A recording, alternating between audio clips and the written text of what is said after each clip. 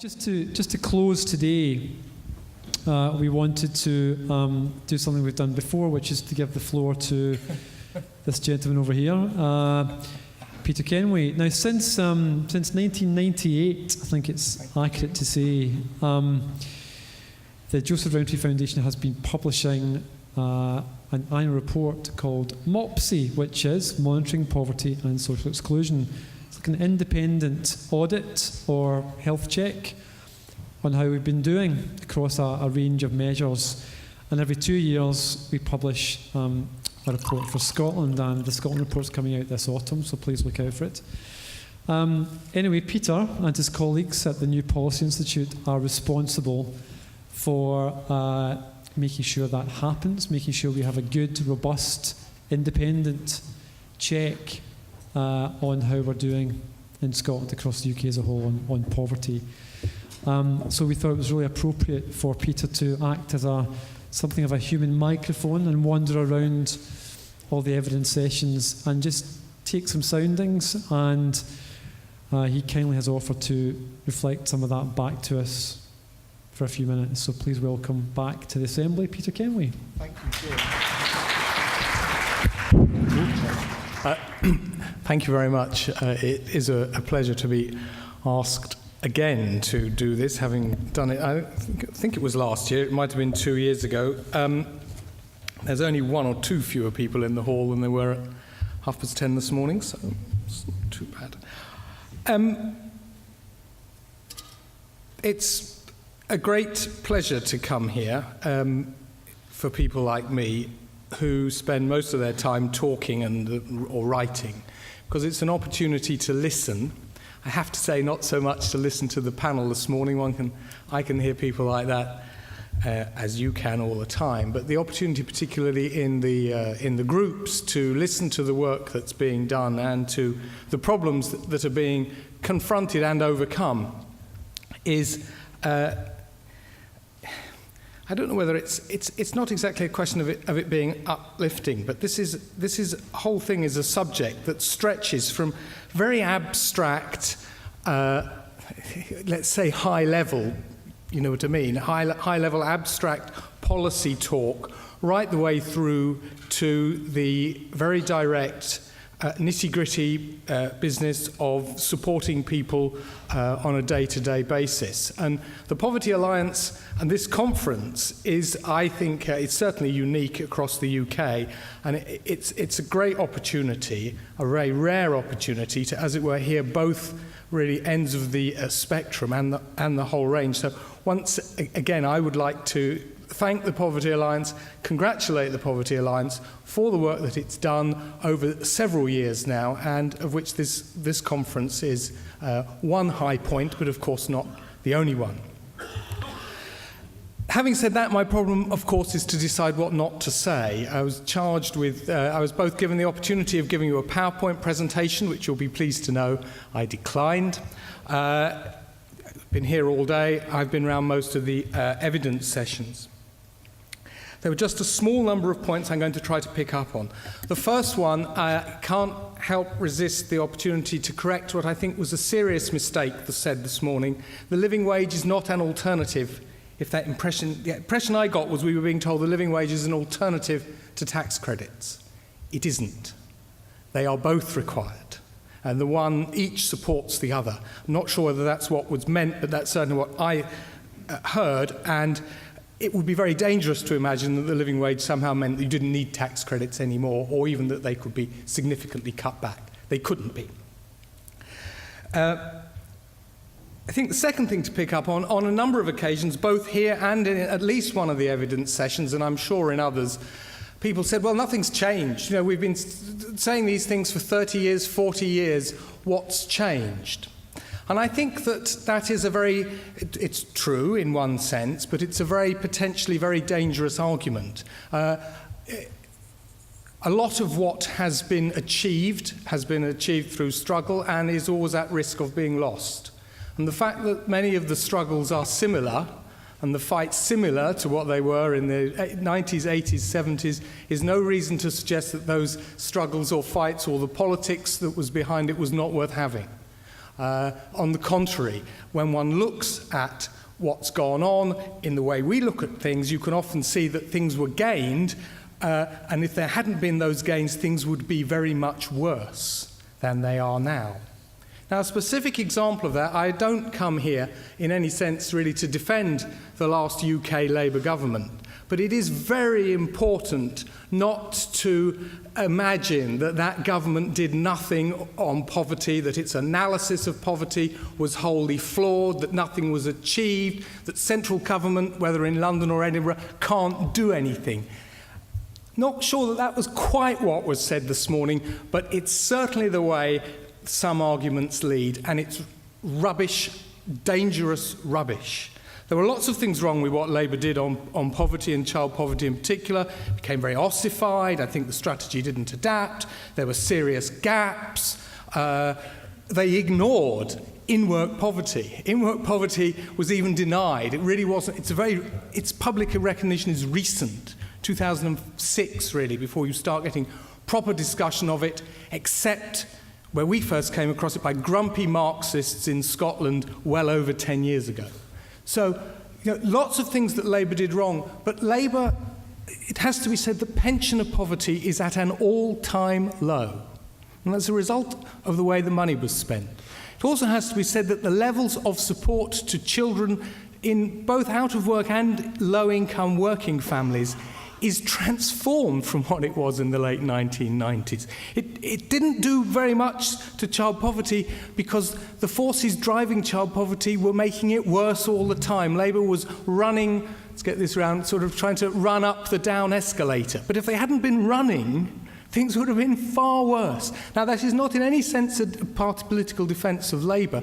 It is, however, that an argument that you can expect and get results. They have enormous power, central government in London, in Edinburgh, and to kind of imagine that that's not where the action is or there's nothing that those governments can do is immensely dangerous. The third point, I think, is in-work poverty. I don't know whether it's the third. There's too many points here to be numbered. In-work poverty, I think, is important for several reasons. One of them, it is the great failure of the last government. In fact, child poverty out of work was brought down to levels akin to the early 1980s. And if you'd said in 97, well, they're going to get child poverty back to where we were in 83 out of work, you'd probably have said that was a reasonable achievement. So the failure to deal with in-work poverty or even recognise it is crucial. But I think the key thing about it is, and somebody, on two of the evidence sessions I was in, on both occasions, people were talking about time. And what strikes me about people who are in work, working poor, in work but low income, is that they're money poor and they're time poor. If you're in work, you're probably time poor anyway. But if I'm time poor, I can get in a taxi. What I think this means is that in work, low-income people in work can in many ways should be thought of as every man or every woman. And in particular, it's not just about trying to boost the money going into those households, though it is. It's also about thinking about the whole way in which services, and particularly public services, need to be designed and delivered to meet the needs of people who are short of time, who are very constrained. So this is about kind of the availability of things like when you can get an appointment with the doctor or a visit to the hospital.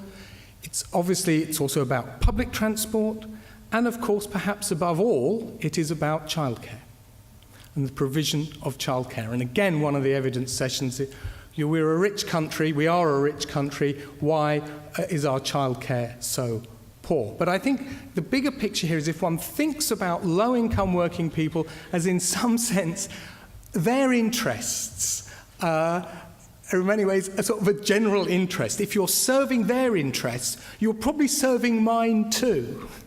There isn't a kind of fundamental opposition there, I think. So I think much more thought should be given to how one arranges the world around low-income working people who represent a majority of the poor and a rising number. Jim's final question to the panel this morning was, in a sentence, what would you do about welfare reform, I think, or he gave them a sentence, and I thought that's an impossible question, and then I thought of an answer. I think the key issue in welfare reform, and if Scotland was going to have its own welfare reform, this is the key question. The key question is the grounds of entitlement. Obviously, all the issues around money and so on is critical, but money is only money. The key question is entitlement, and there are two groups above all where I think there are some really difficult questions that have to be asked and answered. One is, at what point do we stop requiring people to be available for work in order to acquire benefit? Because until September 2010, the answer to that was age 60 for men and women. The real significance of the rise in the pension age for women is that it pushes up the pension credit age for men and women. And we are driving, just as pensioner poverty is at least at a temporary low, so the poverty among people in their late 50s and early 60s is rocketing. And we have to say, why are we doing that? Do we want to do that? And at what age do we want people to stop having to qualify, if you will, for JSA and can become entitled to pension credit? The second group, even harder, is the division that exists but is not much spoken about between the people who are disabled, particularly if they have a static condition, and particularly if that static condition is visible, and those people whose conditions are variable, not visible, obviously particularly mental ill health is the key group there. And the great worry here is that in broad terms, this division between deserving and undeserving poor that comes up time and again is rarely spoken. But in that context, we are condemning a lot of people with variable conditions, particularly around mental ill health, but physical ill health as well that varies. They are being demonized, and they are being destroyed in many cases by the changes that were brought in by the Labour government to changing IB into ESA. Now, it's a really hard question that has to be answered about how do we judge when people are fit or not fit to work. And I think public confidence in the whole social security system depends on there being agreement that the system is fair, that it's fair both for the people who are subject to it and also that it commands a sufficient degree of public support.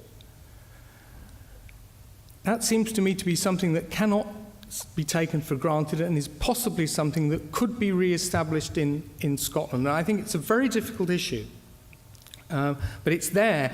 This demonisation, the demonisation of disabled people, particularly, as I say, if their conditions are variable and not visible, at least not visible to the untrained eye, those are the people who are particularly at risk. That would be my one sentence answer.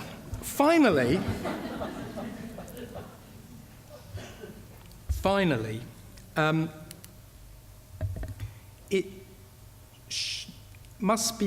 it's not right if London-based think tanks give the impression that money doesn't matter.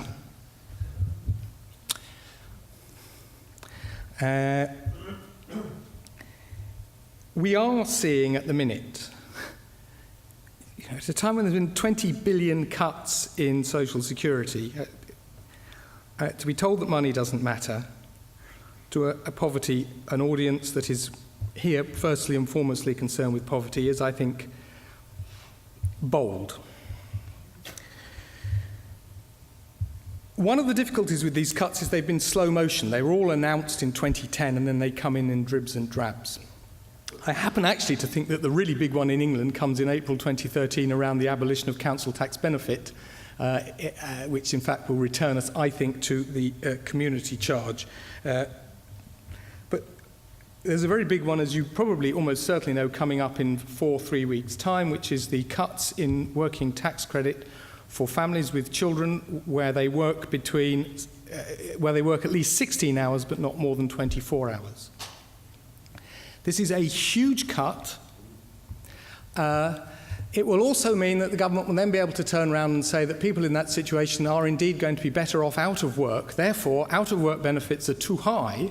Therefore, out-of-work benefits need to be cut in order that people continue to have an incentive. So there's a real danger here of a downward spiral. But there's a further point to bear in mind on this, which is my last point, which is about local authorities.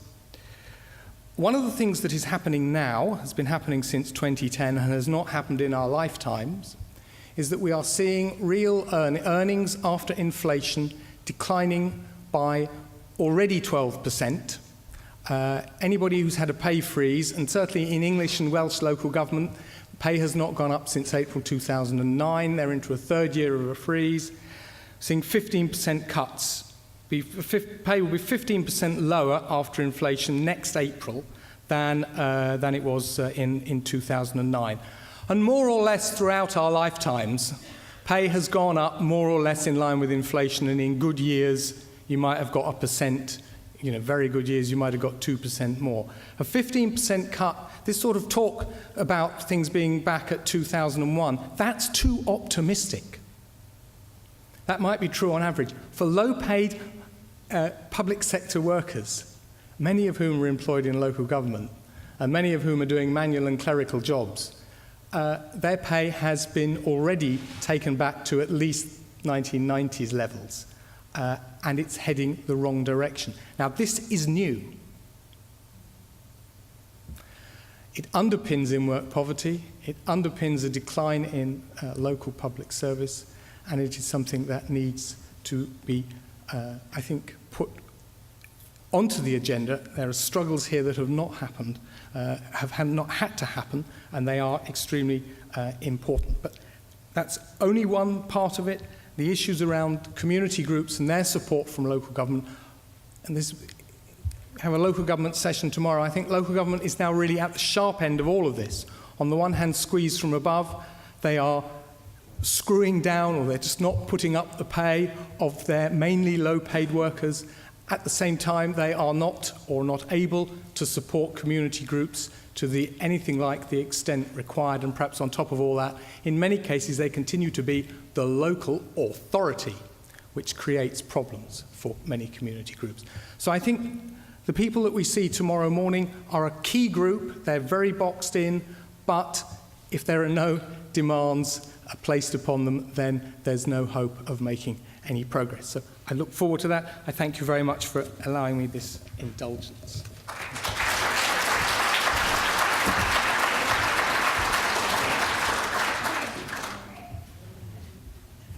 Peter, thank you very much, as ever, for your thought-provoking reflections on today. You triggered off one other thought, which is as many of you will know, the Scottish Parliament has recently established a new welfare reform committee. Some of the members of the committee are with us today and tomorrow.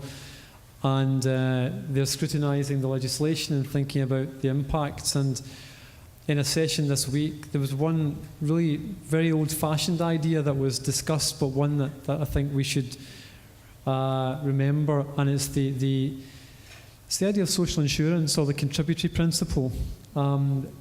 Standing against the huge extension of means testing, which we've been seeing, and we're about to have more means testing, this time on employment and support allowance after 12 months of claiming it. So one thing we might want to do in Scotland is try and reimagine the social insurance system, and maybe contributory systems shouldn't be based just upon the money we pay in, but other contributions as well, like the care we provide, the volunteering we do, and so forth.